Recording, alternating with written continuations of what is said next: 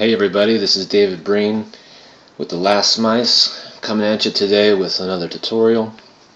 Now in this tutorial, demonstration, whatever, I'm going to show you the technique I'm going to use to clean up the motion capture information. Because all I've got is an Xbox Kinect, and so this is like the first generation of motion sensor cameras. And so I'm going to try to make this look as clean as possible, and FaceShift does have a lot of cleanup tools, and there's a lot of things that you can do here in Max, but there's something called the Reaction Manager that I just started playing with, and this thing is really helpful. So what this allows you to do, instead of going into your morphers and using these little spinners here, instead of doing this, you're setting up a system that calls upon these and basically links them to an interface that you create, and then you set up slaves and masters. The masters run the slaves. It's very racist. See how the slave is a black plus there? That's really racist. Okay, so it's a little complicated, and there are more detailed tutorials, but basically you see it says circle 011 position, and that is the master, is this one here, and all the ones that are indented there are all the slaves. So the circle is referring to this circle here, and its position for this, which is the eye open left and right, and eye blink left and right. So this, let me go ahead and hide this guy's little pilot helmet. So if I move this circle straight up and down, you can see that his eyes get wider or they blink. And that's basically what all this code is set up to do. But it also says that if it moves this way, to just blink that eye, and vice versa.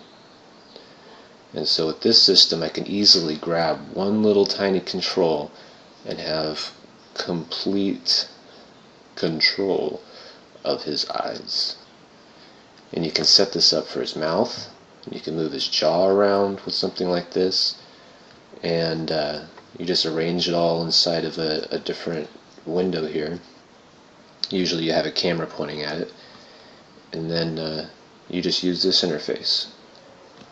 And very helpful. So yeah, basically you would say, like, when this circle is over here in this position, then you would select, this is his right eye, so you'd select his right eye, which is the slave of the master of the circle here, and then you hit this down arrow, which creates a state. It's basically creating a snapshot of how the morph is set up right now. And it's smart, and it knows where the circle is, and so then it brings it down here, and you have a value, and you bump up your value to what you want, and this value corresponds directly to the value that you would find here in the morpher, 0 being no effect, 100 being full effect. And the reason why it's 180 here is because these are the blinks, and if these are just 100, then when I put this right here in the middle, they would not be shut all the way. They'd be about right here. And but when you moved it to the side, it would blink all the way. So it's kind of a funky system. It takes a lot of trial and error at first. So that's just a preview of what I'm doing with that. And this pilot helmet that I made for Max is actually an outfit that basically Max is going to be making a cameo in another film that I'm helping work on. All I can tell you is it's the Melba Project, and so yeah, Max gets to be in another movie. he plays the part of a basically an alien pilot who pilots a spaceship, or he's one of many mice.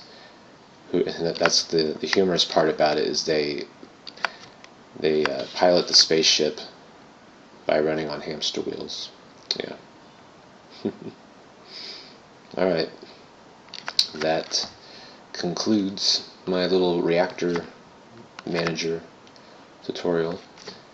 And yeah, I could even set up one of these to move the third eye around and have it blink and do everything. Also for the ears, I can create morphs for the ears drooping off to the side, and then move the ears around and really bring the character to life. And you know, using this system in combination with motion capture is really going to bring some Pixar quality character to this guy. Okay, thank you.